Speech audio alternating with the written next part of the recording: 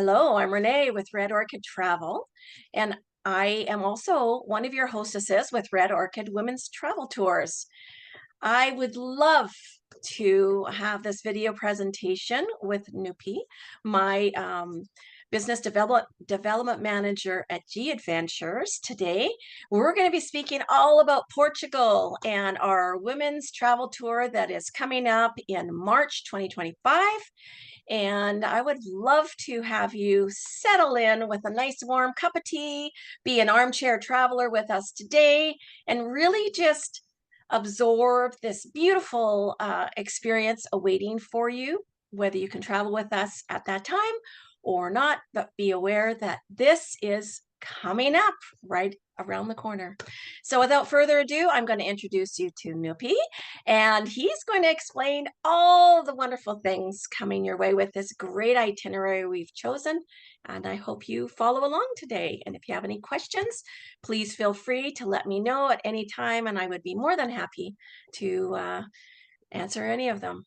All righty. Hello, Nupi. How you doing today? Hey Renee, I'm doing wonderful. Thank you. Thanks for the introduction and really excited to talk to you about a wonderful destination in Portugal. I was back there in 2022 and I loved every part of it. It was like a place that wasn't always on my mind, but when I went there, like I speak about it with everybody now. So I'm excited to talk to you about it today and all the exciting elements that you'll be a part of on the trip. So I'll with just a quick introduction on myself. Thank you for the introduction, Renee. My name's Nupi. And I work with our travel agent partners across Ontario, like Renee, to promote private groups, but Book G Adventures, a Canadian founded company, 34 years ago, founded in 1990. So really excited to be with G Adventures. I've been with G Adventures for coming up to my 8th year now, I believe. It's all a loop after the pandemic, but really excited, to be going into my 8th year now and working with our travel agent partners. So just a quick background on G Adventures itself. G Adventures was founded in 1990 by Bruce Poontip.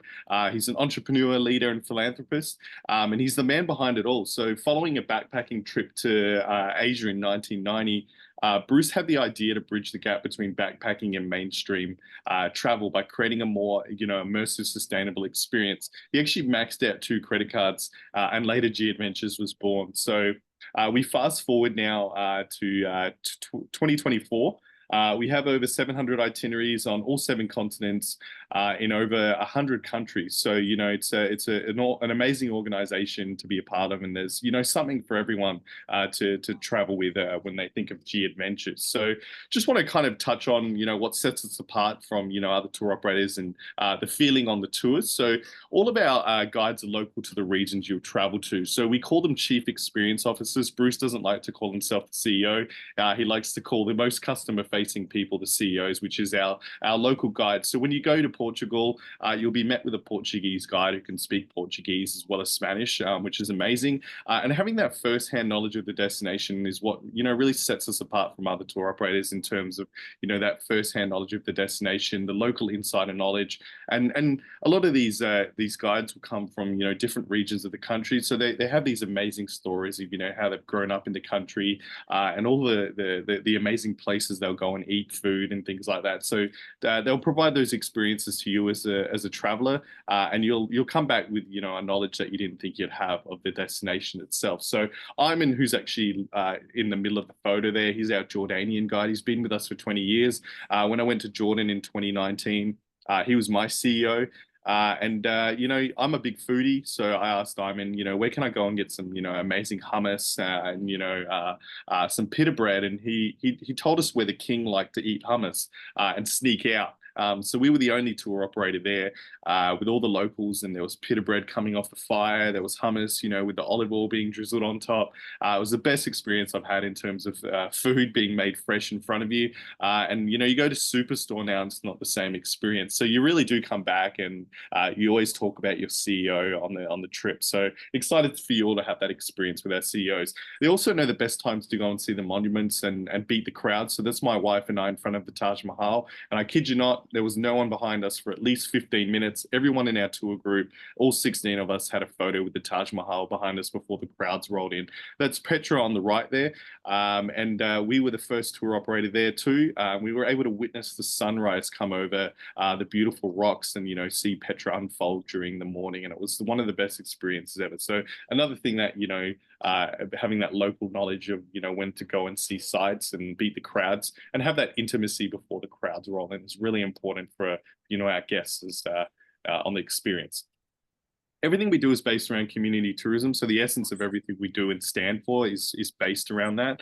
Every decision we make when it comes to our tours revolves around the question, is this good for the local community? So every supplier, every accommodation, every restaurant, and everything in between is assessed for its ability to improve the well-being of the places we go to. So when you go to Portugal, you'll be staying in beautiful accommodations that are characteristic of the destination, but also locally owned, so that people are benefiting from the experience as well. We also have our Trees for Days. So this is our brand new program. It started last year and it's dedicated to supporting the environment and local communities with trees. So for each day your client, like you're away on one of our tours, we'll plant a tree in your name. So on this specific itinerary, it's 8 days. So each one of you will have 8 trees in your name. And the purpose of the initiative is to grow trees that directly benefit a community. So these benefits focus on helping to reduce the impacts of climate change, drought, floods, soil erosion, desertification, and improving community resilience and well-being, and inspiring travelers and host communities to become guardians of nature. So there's 17 communities around the world that have been greatly impacted by climate change, and the goal is twofold: to help regenerate natural landscapes, to help support local communities. And by traveling simply, you're actually making a change by having these trees planted in your name. It's really easy to watch it unfold. You can watch this unfold in your G Adventures account. So you can say to Renee, look, Renee, I want to, go on this trip. I want 8 trees, but how do I get to see them, unfold? So you make your account. We set in motion the bundle to have the trees planted, and then you can watch them unfold in your G Adventures account. So a really important initiative that we've added since last year. In Canada alone, there's been 484,000 trees planted with travelers, which is incredible, and we have nearly close to 2 million globally, which is incredible. So just awesome. Now at G Adventures, we truly believe that travel can be one of the largest forms of wealth redistribution the world has ever seen, and we do this through the power of small group travel on our itineraries. Take a look.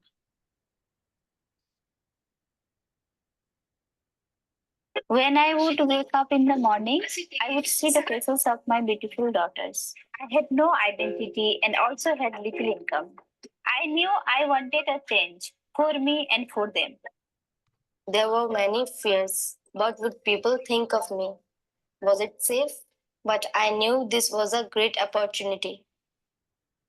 When they came into Azad Foundation, the way they talked, they hardly talked, some of them, the way they looked, the way they thought about themselves has changed completely to women who are now so confident, so sure of how they've been able to help their families. Women on Wheels is a social enterprise that provides livelihoods as professional chauffeurs to resource-poor women, and on the other hand, also provides safe and alternate transport options to women users of the services. I learned to drive. I learned self-confidence and English. I learned about women's rights. G Adventures believes in responsible tourism. They have a lot of women clients who come into India to travel. They were looking for safe transport options for the women who come into India. They have supported us in terms of bandwidth, in terms of fleet size, and the work that we are doing so that we can become a stronger organization. Now I work full-time for Women on Wheels. I enjoy talking with the travelers. They feel safe with me. I now have courage and confidence in myself. I hope women everywhere pursue happiness and freedom. Now when I see the faces of my daughters, I know everything is going to be fine.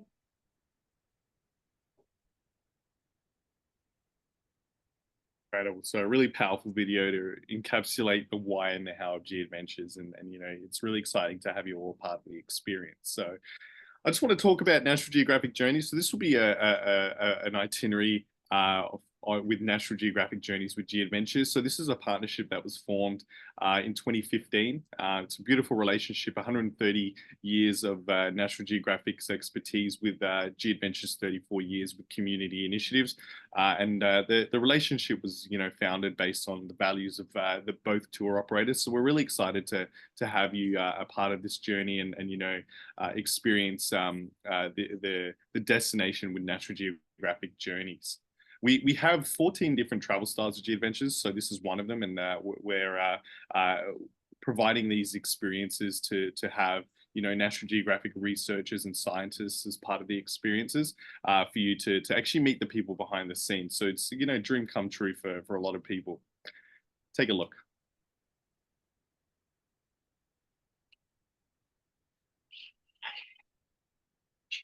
People are naturally curious.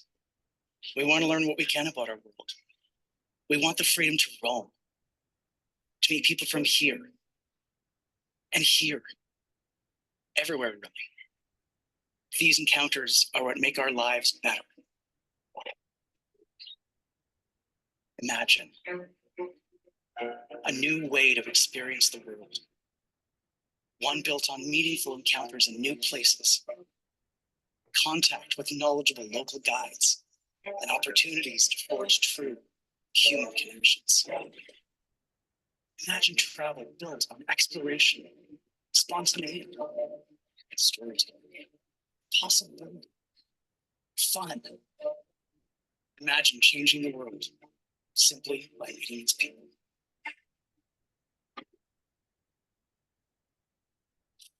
From the iconic organization that's been exploring our planet for over 125 years, and the great adventure travel company that changes lives every moment of every day. Introducing National Geographic Journeys with G Adventures. Love that video. Awesome.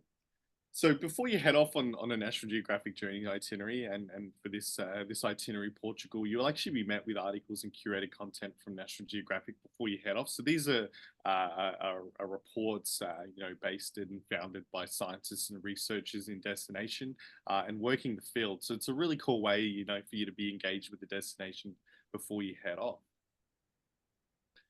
Now, we always believe that you can change the world through travel. So National Geographic and G Adventures believe that travel can and should be a force for good in the world. So by traveling, with the two operations, you support community projects and initiatives that improve livelihoods in the places you visit. So you also help further the work of National Geographic scientists, explorers, and educators around the world, preserving species and, cultures. So it's a really unique place and itineraries to be a part of.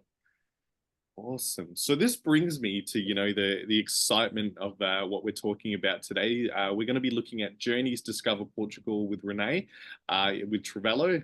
So it's 8 days, and on the western edge of the mainland Europe, Portugal, it packs an alluring punch for curious travelers. So you'll embark on an exploration rich in scenic beauty, amazing history, and vibrant cultural traditions, and you'll venture from ancient streets and you'll meander rivers to an array of UNESCO World Heritage Sites. You'll encounter multi-layered legacies of Portuguese royalty and romantics, the knights, the Templar and the Franciscan monks. You'll meet port winemakers, cork farmers, and fado folk singers along the way. So really a well-rounded itinerary that covers a lot. So there's more to come, which I'll show you.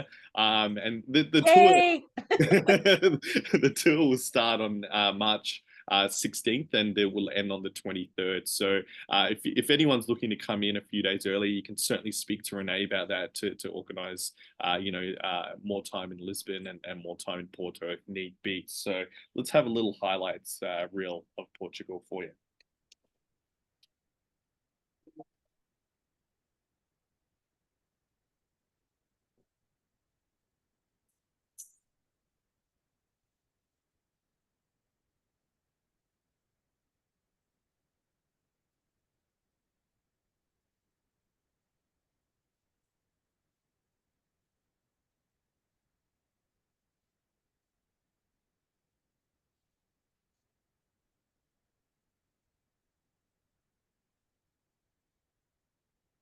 I love it. That video is mouth water That's with great. the The water looks great. The port looks great. Everything looks great. So That's awesome. take me there. All right, so that actually brings us to day one, which is typically your arrival day, and the day you'll meet your CEO. Now, for anyone coming in earlier, you'll stay at the same hotel, and the welcome meeting will all be together in the hotel. Usually in the concierge, like you'll meet at the lobby, and you'll go to the conference room, and that's usually around 6 p.m. So you actually have that whole day if you come in earlier to go see the sights and the smells of the beautiful Lisbon streets. Plenty of opportunities to relax there before the tour starts. So this will be an arrival day. And you'll be met that evening, with after the welcome meeting with a foodie moment, and this will be a fado night with a traditional Portuguese meal, and you'll lend your ears to the sounds of performances by Portuguese folk music artists. And if anyone here is a sucker for love music, the stories that they tell are incredible.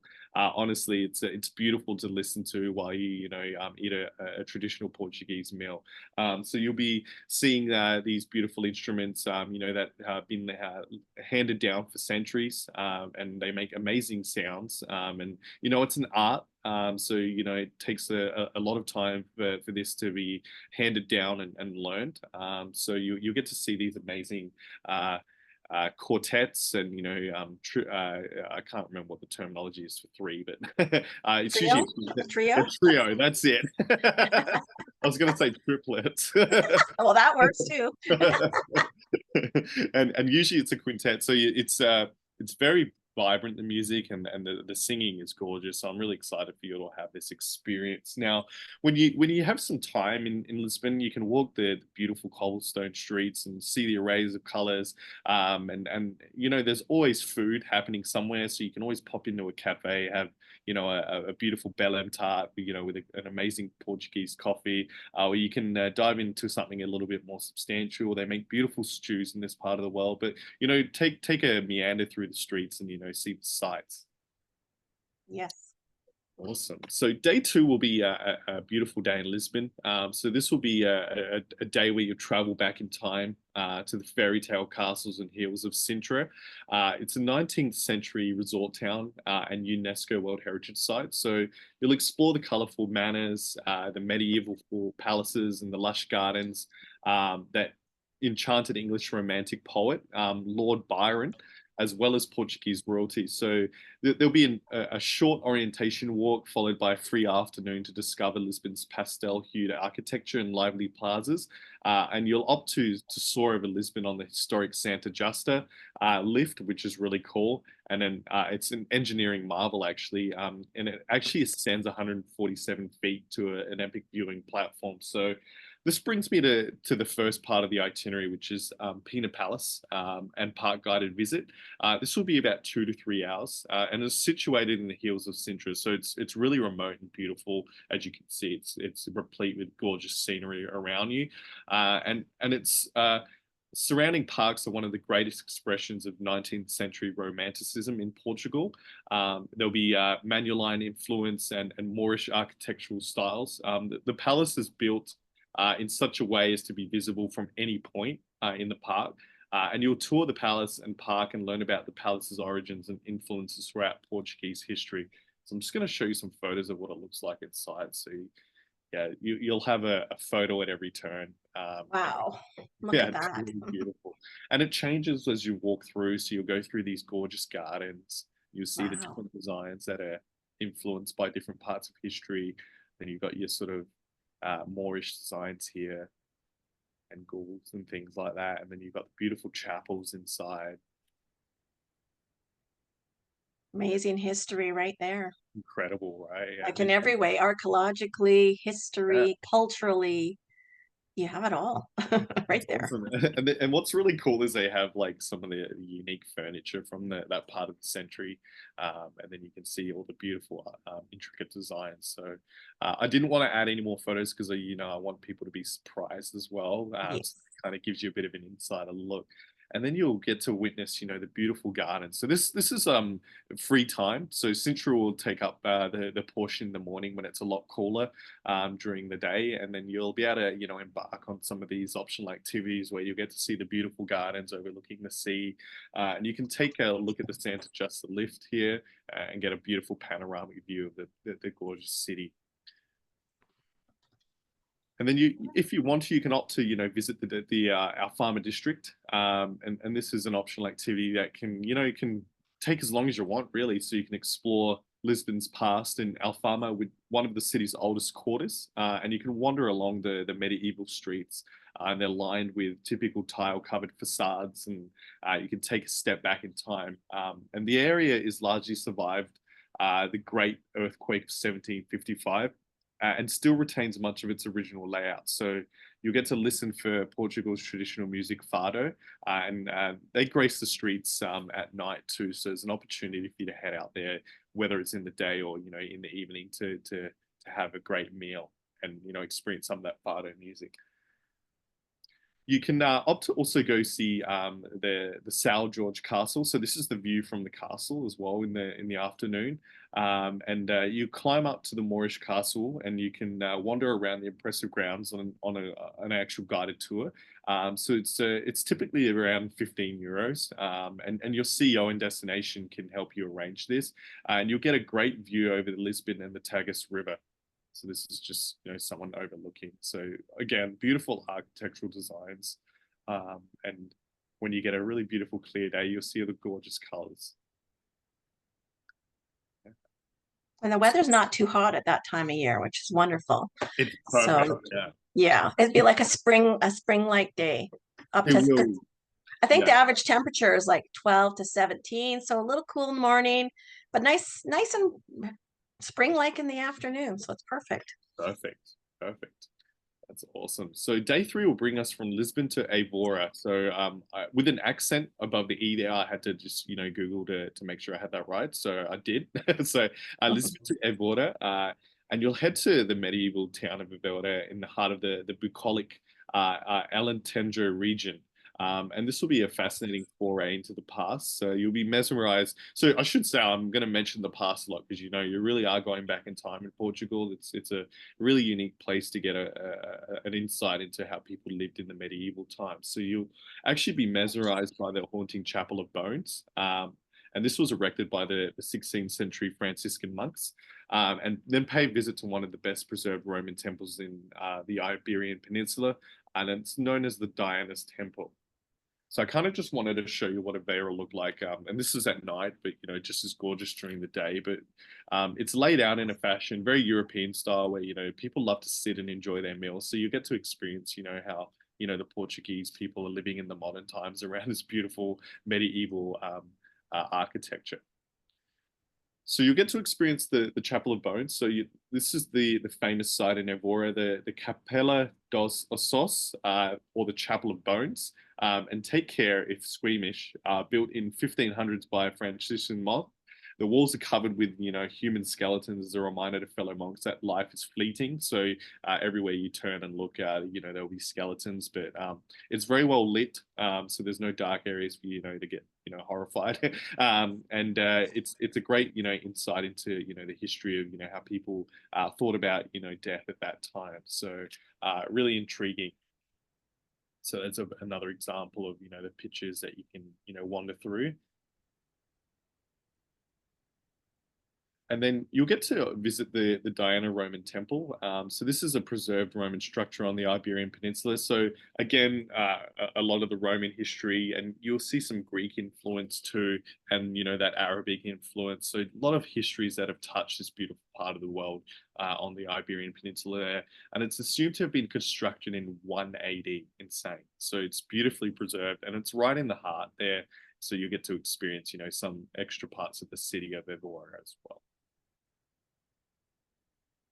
Awesome. So day 4 will be a day in Évora. So you'll venture into the countryside. This is one of my favorite experiences. It's always nice to, be in cities, but to experience a European countryside is one of the most beautiful things you'll get to do in any part of Europe. But Portuguese alone, because of the medieval structures that people still subside in today. So home to centuries old cork forests, and you'll join a local expert at a traditional farm and learn about cork harvesting and production. And then you'll sit down to a traditional cork strippers lunch at the cork farm. And then in the afternoon, you return to Évora and explore its UNESCO World Heritage design city centre on your own. And you'll walk past the whitewashed houses decorated with azulejos and wrought iron balconies. So here's a great, sort of picture into the inside of the countryside there. Gorgeous. And it's awesome, right? So you'll see how people love to garden in this part of the world. So it's a lot of farm to table, and that's something you'll get to experience there too. So this region is where Portugal's cork is grown, and you'll learn about cork harvesting and production from a local expert at a traditional cork farm in this region in the countryside. And it's about 30 to 40 minutes from Évora, so it's a beautiful drive too that you'll get to experience. And then after the guided walk, you'll sit down for a traditional cork strippers lunch at a local restaurant in town. So I just want to go you through some beautiful photos here and sceneries. So those are the traditional trees. Wow. Just really beautiful, right? And yeah, there's another example of the color of the cork. So you'll have a beautiful experience, with actually someone who is providing a lot of this research to National Geographic and the historical side of, cork stripping. So they will do a lecture talk and experience. You get to see the people in action too. And then when that's all said and done, you'll enjoy a beautiful meal. And this will be usually all together. So you'll enjoy some beautiful wine, you'll enjoy a lunch. And it'll be, sort of heading back into town. So you'll be still seen in a setting surrounded by farming, which is beautiful. And then I kind of just wanted to show you as you get back into town during the day, the beautiful European setups where one thing I love about Europe as it stands is, that cafe culture where people will just sit and enjoy their meals. So that's one of my favorite things. Time seems to stand still in this part of the world, and that's always nice, where you can enjoy your meal and watch life go by. Yes, we don't do that in North America. We're always in I a know, hurry. yeah. It's a very rush. And it's funny, like when you go to Europe, it's a very walking culture, and you walk around these awesome buildings and things, and then you get to North America, you're kind of looking down, you're ready for the next place kind of thing. You're not looking around. So it's really cool to experience that. Now, you have a bit of free time in the afternoon. So there's an option, to see the clock museum in Évora. It's a remarkable collection of watches on display from different eras. The family-run watch museum will take you back in time, and you'll see some amazing designs. One of my favorites there, the Rolex. So you get to see, how that started up. Never be able to afford one in my life, but it's good to look at, right? So you get to meet the family that preserves these watches and provides the unique experience of the timeless history of watches, I should say. There's the option also to visit one of Évora's oldest and most important local monument. It's located at the highest point of the city.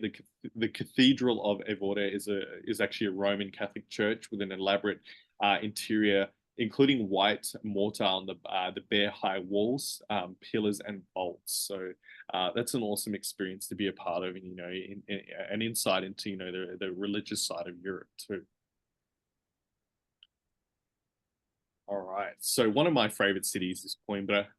So you'll have a trek here where you'll make your way from Évora to Coimbra, and you'll spend the day in Tomar and delve into the local Crusades era in Portugal, which is really cool. And you'll go on a guided walk with a local expert around the vast medieval complex of the Convent of Christ, a UNESCO World Heritage Site, and the Templar Castle, founded in 1160 by Gualdim Pies, a Grand Master of the Knights Templar, continue And then you'll continue on to Coimbra in the evening. So a lot of history, but it's all really cool to see, you know, the history of Knights as well. So this will be your journey's highlight moment, Knights Templar historic tour.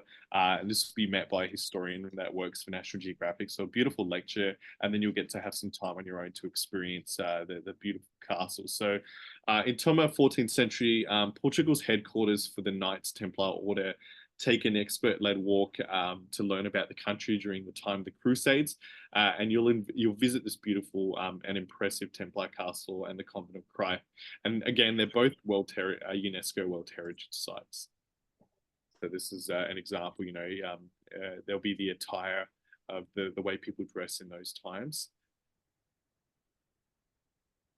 And you get to walk around and experience, you know, the beautiful architecture. Those are Crusader outfits. Yeah, that's it. Yeah. So just gorgeous, right? I mean, like And so much history that we can't even comprehend here in North America.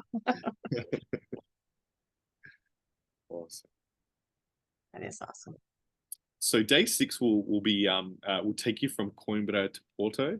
So this morning you'll enjoy a guided tour around the centuries-old University of Coimbra, which is incredible. And I know you will love it, Renee. And I'm excited to show you why in a second. Portugal's most prestigious university and UNESCO World Heritage Site you'll enter through the 10th century Porto Fiera.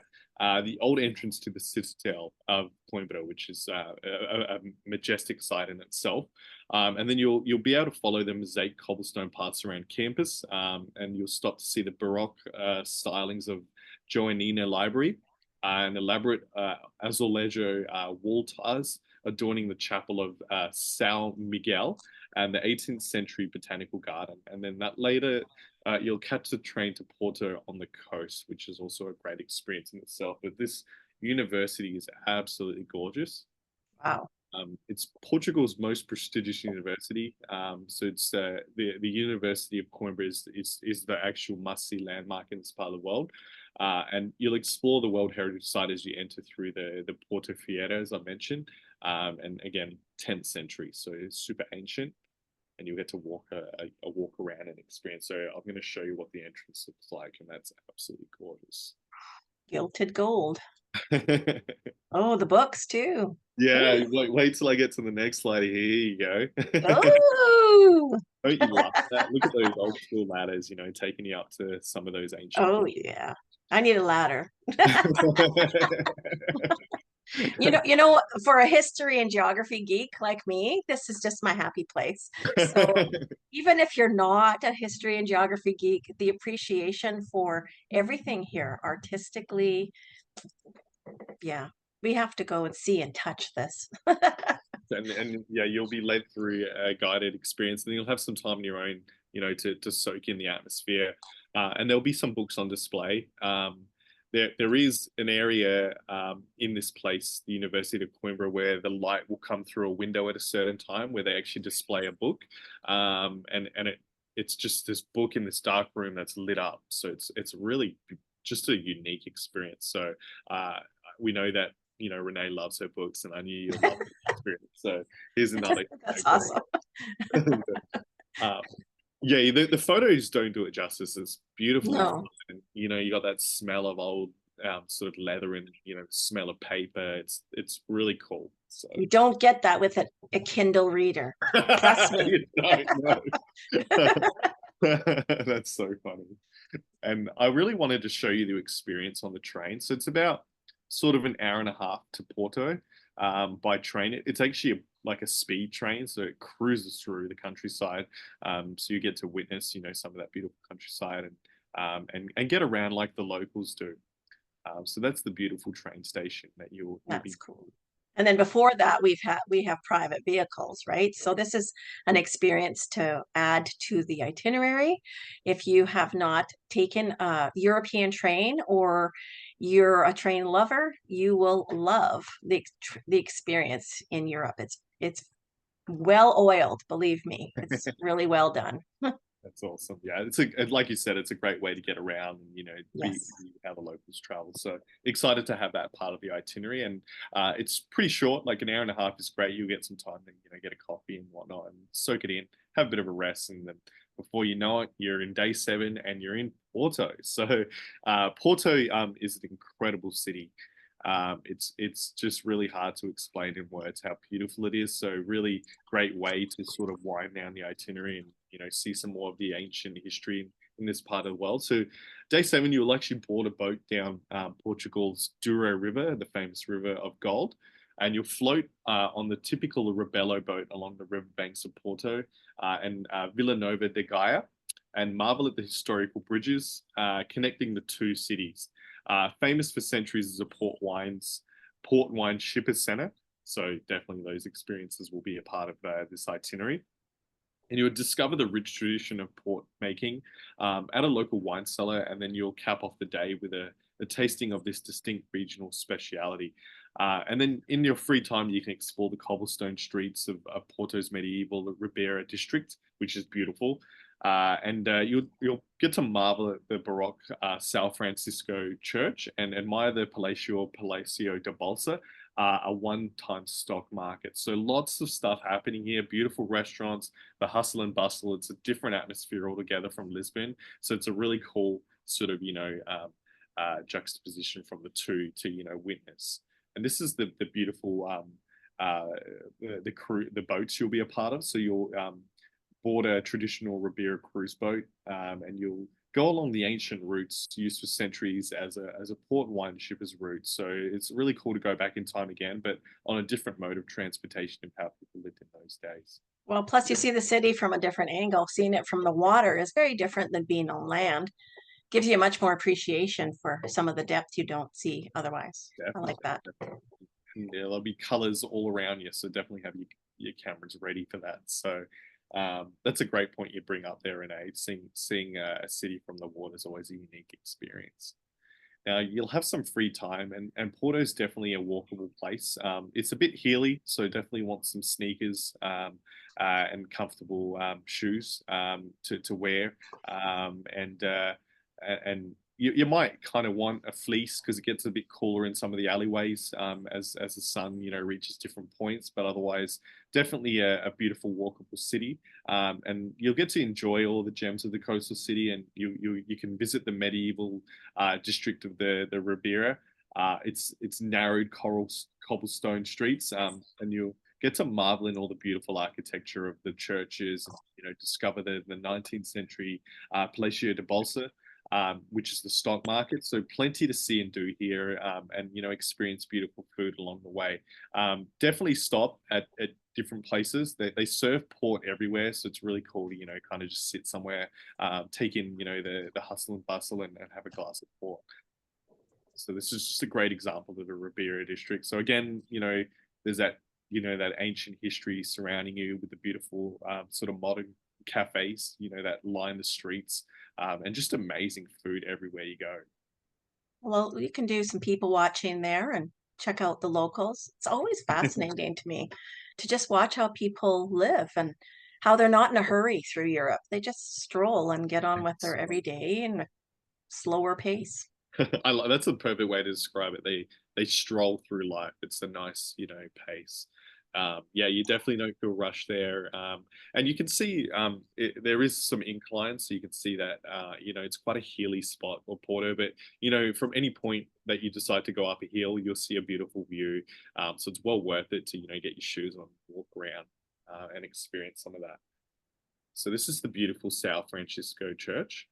So again, the amazing architecture, from the histories that have evolved Portugal through the Arabic, the sort of Persian, Moorish, and then you got Greek and Roman history. So many different elements there.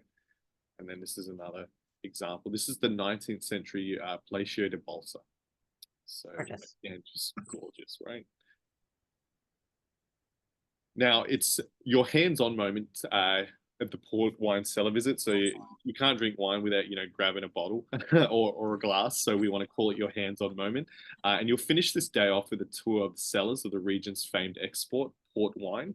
And you'll learn about the art of port making and the processes that render its rich taste. I'm a big port drinker, and it's a big thing in Australia for people to drink port. I notice here in Canada, people love their ice wine. It's very similar sort of flavors, but just not as sweet. It's a little bit drier port, but you can get sweet varieties. So it's really exciting to, go through, the different years, the different textures of the barrels that you try from. And you'll indulge in a tasting, and you'll get to raise a glass to an awesome day well spent in this part of the world. So that will finish the itinerary. Day 8 is the old departure day. Whether you decide, you can speak with Renee, whether you decide to stay on an extra day and experience Porto as a collective or on your own. It's an accessible destination from Canada, which is great. So both Lisbon and Porto have direct flights back to Canada, which makes it a lot easier for people to experience this part of the world. But again, a beautiful destination to experience as a private group and a collective small group travel with a local CEO, and obviously Renee herself will be a part of the itinerary, which I'm going to pass it on to you, Renee, to talk about the booking process. But I'm really excited to have spoken to you about that awesome itinerary today. Yeah, thank you, Nippy. Really appreciate it. It's really nice to go through the itinerary and have an overview. I always say it's like having a snorkel on the top of the water, but when you arrive there, you get to do the deep dive and you get to see everything and touch everything and observe everything. And it's so much better all the time other than just a picture. So for me, this is my geeky thing of all the history and everything. But I would like to thank everybody for watching to the end. I hope this armchair travel has been fantastic. Just wanted to mention a couple of things. It's always advisable to do a pre tour, just a pre-night. You can arrive, you get well rested into the time zone, you can explore a little bit. And the other thing is, a lot of time you're tired, but some of these larger cities, Lisbon and Porto included on each book-in, you can always do something like a hop-on, hop-off bus if you're tired, but to get into the time zone, don't go have a nap right away. And you can see something even more different doing that. There's always those options. So talk to me about that. I just want to mention in Porto, if you're an adventurer, one of the things about Porto is it's the beginning of the Portuguese Camino. If you've ever heard of the Camino Trail, it's one of the several legs that goes up to the Santiago de Compostela, and a lot of people have expressed that to me, and just throwing that out there in case you wanted a to doing something like that on your own. But you can always get a hold of me, redorchidtravel.com. There's my email, my phone number, my direct phone number. If you're not able to make this trip timing with me, I would love to speak to you and get you on your personal travel to do this at another time. There's many National Geographic tours sponsored by our part of G Adventure Canada. And when you're with G Adventures, being that it's a Canadian tour operator as well, they really care for their guests, and especially knowing a lot of us are from Canada, it's nice to promote our Canadian travels with our company, as well as in the destination. But just watching the movie again with the lady, the taxi drivers, I love that because it's enabling women all over in their communities, which we are a part of by taking tours with this company and supporting the endeavors. And how about those 8 trees? Realistically, this is 8 trees grown in your name. How can you beat that? That is so cool. I love it. And then okay, I'll stop there because I could go on and on and on and on. And I know when I shared about the trees with other groups, they're all excited, to have these trees grown on their behalf.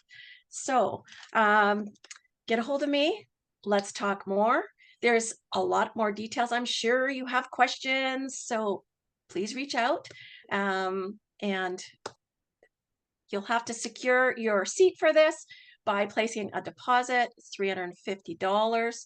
It's just a nominal fee to get you going, but at least you can put it on a calendar, look forward to it. And hey, March is going to come really, really quickly. So how exciting to be able to think of this and have this lovely little snorkel tour of Portugal in that way. So I just want to thank you again, Nippy, and love chatting with you, and we'll talk again soon. Perfect. Thank you so much, everybody. And I'm excited, to have you all part of this journey with Renee. Thank you so much, Renee. Thank you. Bye-bye.